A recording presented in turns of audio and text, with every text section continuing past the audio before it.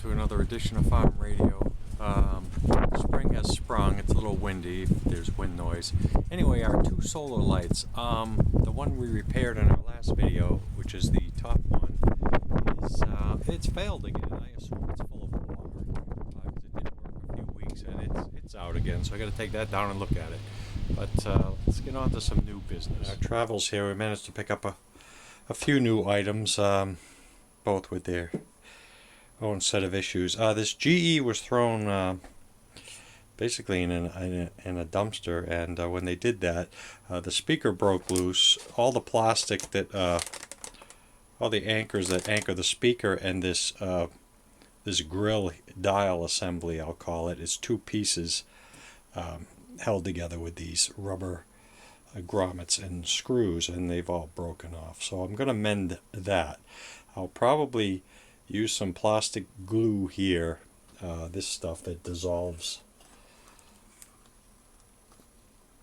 It dissolves the plastic, certain plastics. Some plastics it doesn't work with.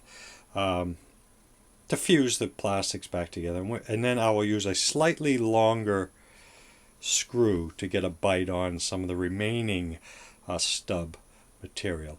First thing I'm going to do, this has kind of a hokey AM/FM indicator here, mechanical, and really don't know what it's in right now, but first thing I want to do before I work that is I'm going to put a little drop of cleaner in the AM/FM switch here on this one, which I can get to. You can't really see that. And I'm going to hit the I'm just going to hit the wafer down there of the AM/FM switch, the phenolic, that little brown section there. Just want to wet that, and it'll soak in, and it'll give amazing results actually. And over here on this, we have this 1965 Motorola transistor here, and we picked this up. And without a battery cover, I'll put the models in the description of both of these. This one, just because I have the cleaner on, I'm going to put a couple drops in the phenolic of the earphone jack. And maybe I'll hit the volume control, I'm not sure. This is pretty in pretty good shape. I have not powered it up yet. The battery 2AA is missing, a 2AA holder is missing. But I've researched, I've found that it is a negative, because it's germanium, no doubt. It's positive ground, so the negative was here. I've verified that with pictures and the schematic actually, that the negative goes to the base of that resistor, and the black that goes to the earphone, and the positive goes up to the volume. So they switch the ground because it's positive, but it's positive ground, so they switch the ground on this one. So back to the GE. Before I reassemble it, I'm going to just hit the contacts and do the same with the Motorola. Alright, so what I'm going to do here is, one-handed, is take some of my, I don't spray, I've mentioned this hundreds of times, I don't spray. I find it to be cause more damage than good with the overspray. I can't do this off camera. I've got to get some in my medicine dropper here. A little bit of deoxit here. So it just doesn't take much, just a little bit, and this evaporates quickly. So I just want to get a little bit in there, a couple drops.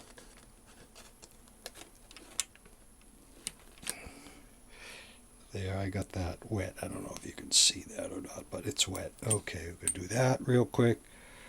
And a little bit on the Motorola here, just enough to wet the thing down. Don't worry, it'll find its way. It'll find its way where it needs to go. What you don't want is too much. I'll check the volume out later. I'll put a little remnant on there.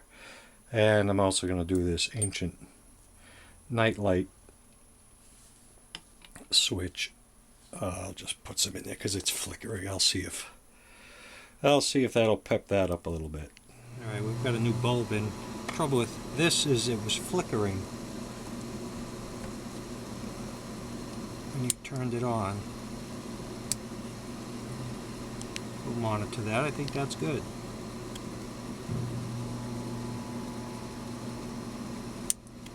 Now back to the radio.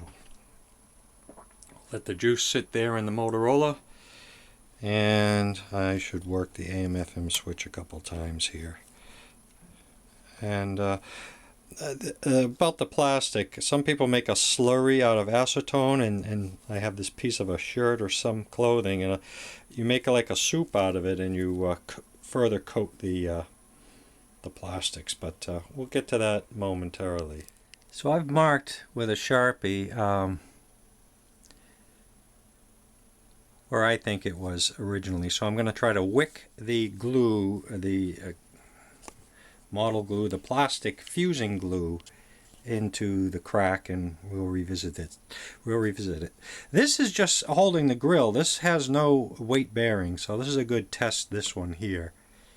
And we'll see how it goes. And like I say, we'll get some screws that measure up a little deeper than the originals right there.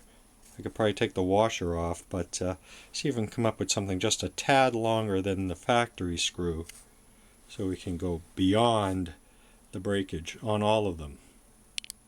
And it has rubber to keep the grill from vibrating with the sound of the radio. Okay, and we do have one surviving stud on the speaker.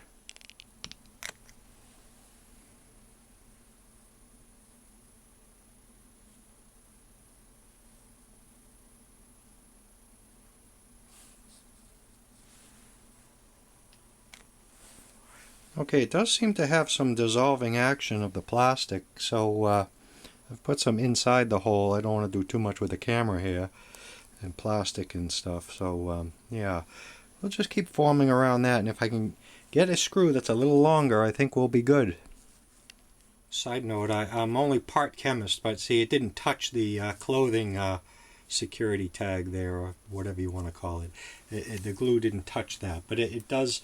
The GE, I believe, polystyrene, it does dissolve it. So a few more coats, and see if we can build it up. And come up with some more ideas as we go along, I suppose.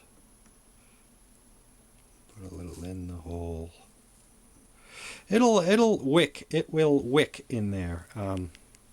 Yeah, the capillary action. Okay. All right. I was thinking of all kinds of ways I could come up with a solution with the original parts. I could remove the washers and gain a little bit of depth there. I could shave each post down, say 1/8 of an inch, to gain, but then I'd have to shave down the rubber grommets as well, which, yeah, I don't know. But this I'll call it solvent, is really melting the plastic. This one was tough because some of the plastic bits were missing, but just fused. This was the toughest one, but it fused them together. See, you get the black all over your fingers and whatnot. But I'll let this dry. This is the one good post, so we have one. These two hold the dropping resistor here, like so, and that's just a strain relief for the cord on that. And this one, oh, this just does the fish paper for the behind the dial, so you don't, I guess, so you don't see anything behind the dial, but that one goes right there. So I think these are rock solid. As long as you don't throw the thing against the wall again or something, I think it'll play just fine. Our switch is cleaned. Tuning string is good. Yeah, we're going to just let this thing gas off and fuse itself back together, and I'll try reassembly. Okay, seems I missed one. The one in the back, that's the strain relief for the cord. I never glued that one. Okay. So a couple of quick things here. I must never have glued that one, fused that one. So we did that. It's drying. That's for the strain relief for the cord. This one's back, the fish paper. The antenna is intact. That's amazing. Speaker is good. Dropping resistors mounted. I didn't overdo it, but again, as long as you don't throw it at a wall, I think she'll be fine. I have a little bit of a mystery here. I have a rubber mount. I took pictures, but I don't see because this was broken off. But I don't have a screw and a washer for it, so I don't get it. I'm a screw and a washer short, but I'll be able to do the strain relief here, and because I have his spacer, and yeah, I do not have a screw and a washer for this, so who knows.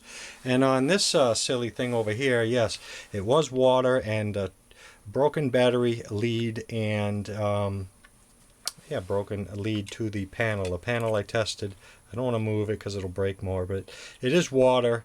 The battery is still good, and I'm going to have to seal this up. I think I put it in for testing, but I didn't silicone it because once you do that, you know, it's a pain in the neck getting this thing apart. So I will put a dab of silicone around the panel. I just have it taped at the moment. So I'll silicone that, and I might steel wool it a little bit. But see, it's off with the light and on with the darkness. Yeah, and it must have been just the LEDs are good, but it must have been, I tried to clean that. It must have been just sizzling in the water or something till the power leads blew out. But it works, so we're back in business here. We'll put it in the sun. Okay, well, it's the same day. We managed to get a few things put back together, taken apart and back together. So it's the Model 7-4120B. Walnut grain on polystyrene. Date code, I don't know exactly what that is. I'd look that up, perhaps. 5747. So there you have. I don't even know if this works, so we're going to experience this together. I'm going to flip it around here. Here's our FM AM mechanical indicator there that appears to be working. So AM, let's go to the top of the dial here. Let's we have power. Let's turn it on here and turn it on over here at the power strip. So this is as it was thrown away. It appears. Treasurer Bob Crane to direct. I think it would get more in here, but. Vice President.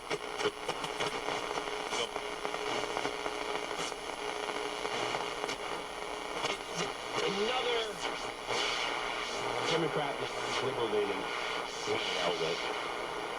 I have all kinds of lights on in here, so. Saying that Joe Biden Okay, is the AM appears okay, and the FM is down. Trump's arrangements in Germany. No, FM is down. Doing all we can to keep the mean orange man from winning the election. Okay. And that includes. I was thinking a second ago here. Whether it be Joe or Kamala in this case. Oh, jeez. I'm still in the opinion of Joe is going to stay. What's going on? Hold on. Yeah, that FM is kind of funky there, mechanical plastic. Probably like they've done for most of their 25 years as owners. Yeah, I mean, cheap. I'm at 5 from CLX. It's a good radio.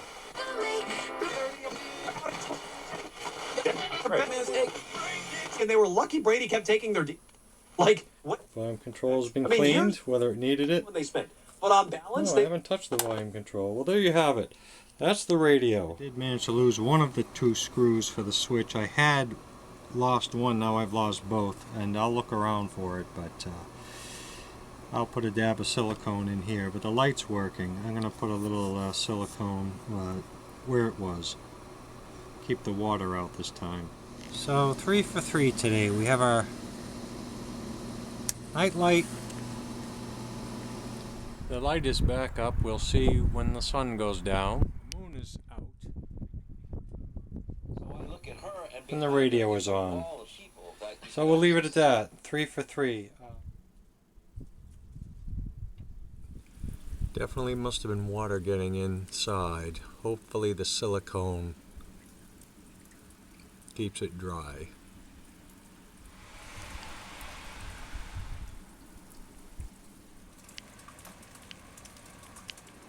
I had forgotten one quick thing I want to do before I end this video, is we will check out briefly the Motorola Model X60 from I'd say 65, 66, according to the service info. And it's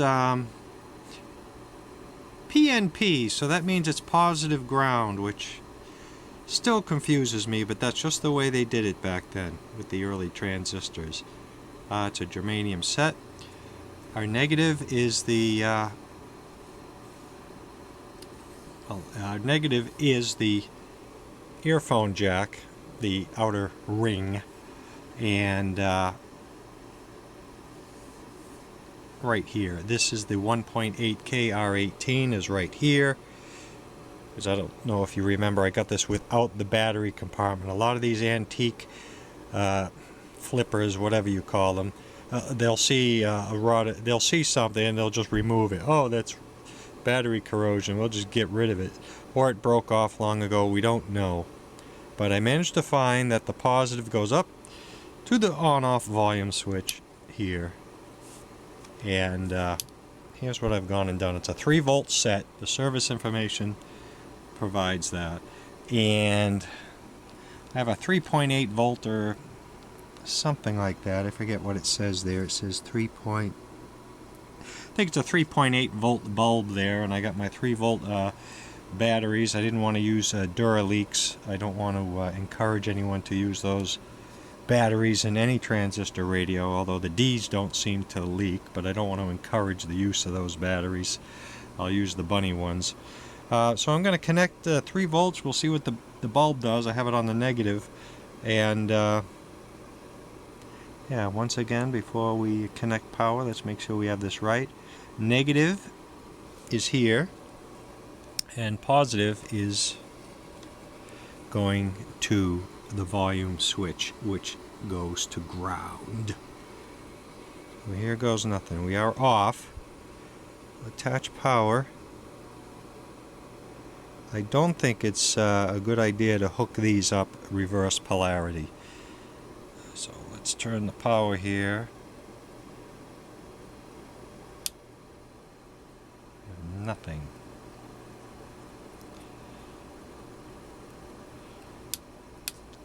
Oh, the bulb is good. I've tested that.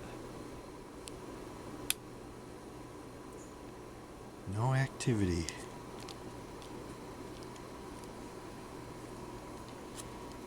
I thought I saw it. Well, good news is no current draw. The bad news, no current draw. Do I hear anything? Nothing. Nothing, nothing, nothing. Let's see if I'm connected here. Maybe I'm not. No, I am connected here.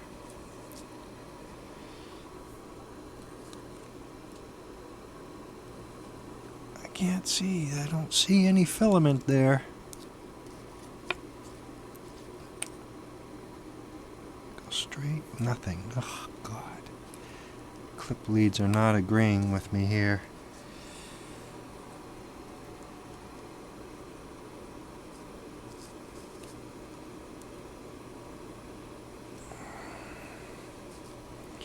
We are on. Take some voltage measurements here.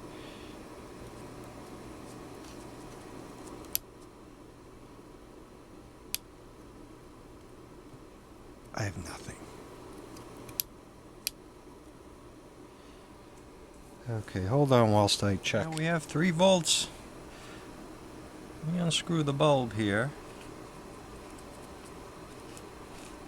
For heaven's sakes, it's so hard to do one-handed here. Do I go up to the volume? Check the switch. Well, oh, there we go.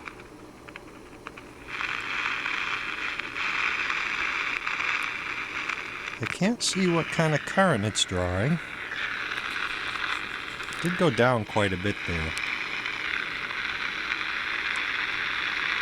We'll tune something quickly here.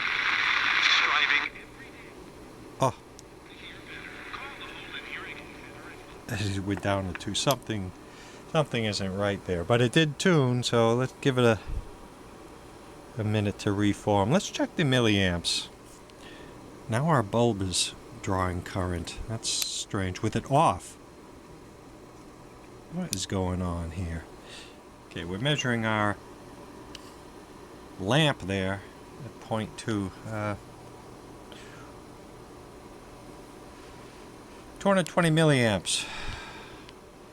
Yeah, silly. Milliamps in line with the load, not across it. Yes, we know this, but okay, here we go. After determining that, 16.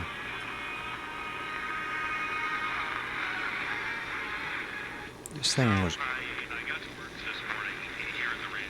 This was cranking a minute ago.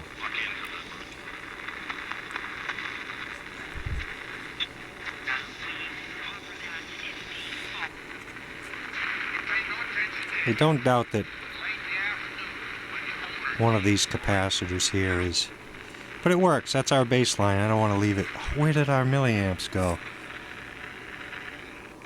Kill that. Maybe we're over 20. Let's move this up here. 200 milliamps. Power.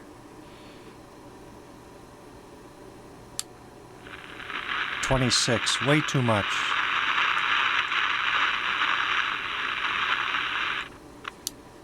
26. Maybe it's because we got the light bulb in series. Let's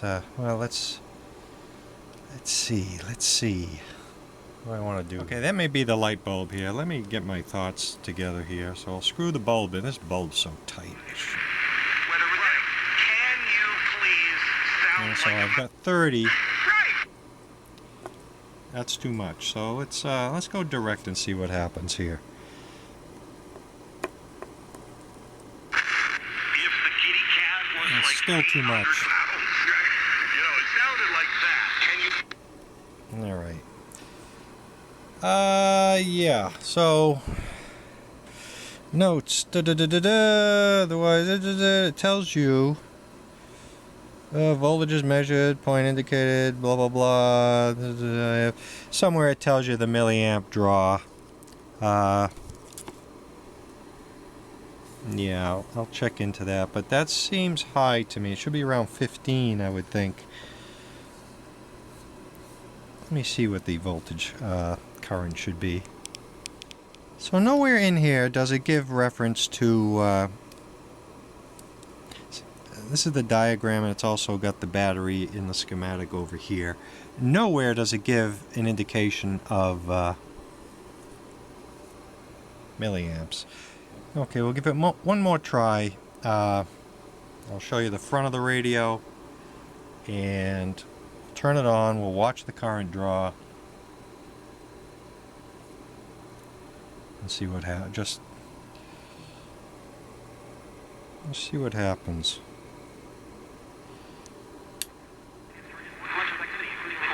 It's down a little bit.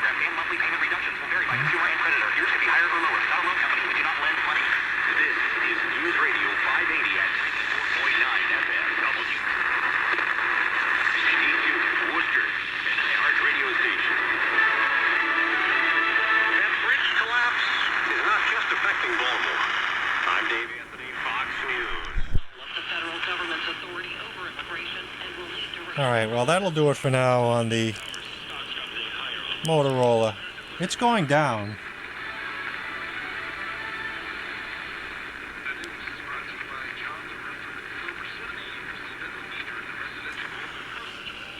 I'll try to find a reference, but okay, that'll do it for now on the Motorola X60 initial check. Thanks for... While I'm at it, I like to give this a little dab of PTFE grease here, and follow it up with just a hint of some oil. I'll show you. Just get that in there. I'll get a little bit of that in there, and we'll follow it just barely with a drop of something.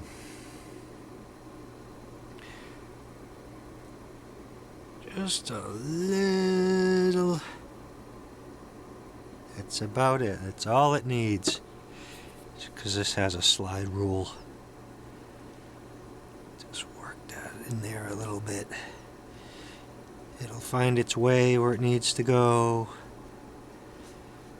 There, it's already smoother. Okay, that's gonna do it for the Motorola Model X60.